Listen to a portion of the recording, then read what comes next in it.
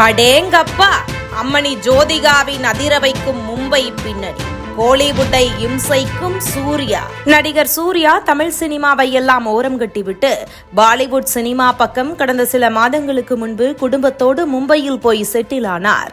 ஆனாலும் தமிழ் இயக்குநர்களின் படத்தில் ஒப்பந்தம் போட்டு நடித்தும் வருகிறார். சில நாட்களாக தொடர்ந்து பிரச்சனைகளை சந்தித்து வரும் சூர்யா மீது தமிழ் சினிமா வட்டாரங்கள் வருத்தத்தை தெரிவித்து வருகின்றனர். இதற்கு காரணமே அவருடைய மனைவி ஜோதிகா தான் என்றும் சொல்லப்படுகிறது.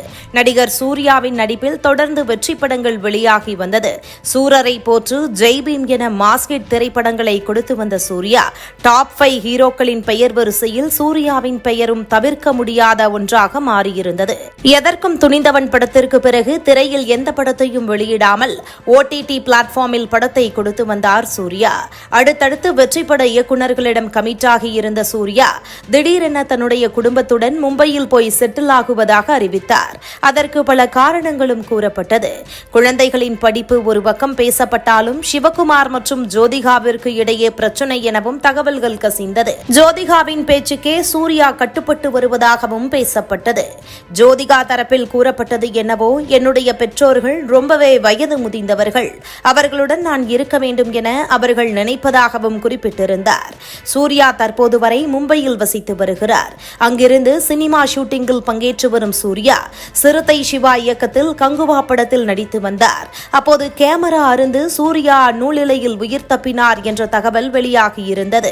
ஆனால் எனக்கு ஒன்றும் இல்லை, நான் நன்றாக இருக்கிறேன் என கூறியிருந்தார். அது சாதாரண விஷயமாகவும் பார்க்கப்பட்டது. இப்போது கார்த்திக் சுப்புராஜ் இயக்கத்தில் நடிகர் சூர்யா நடித்து வருகிறார். இந்த படத்தின் கிளிம்ஸ் வீடியோ சூர்யா பிறந்த நாளுக்காக வெளியிடப்பட்டது.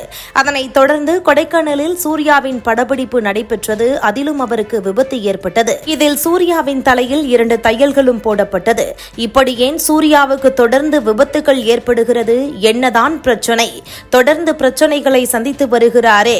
வழக்கமாக தமிழ் சினிமாவில் டெடிகேஷன் ஆர்டிஸ்ட் என்ற பெயர் பெற்றவர். ஏன் இப்படி ஆகிறது அவருக்கு?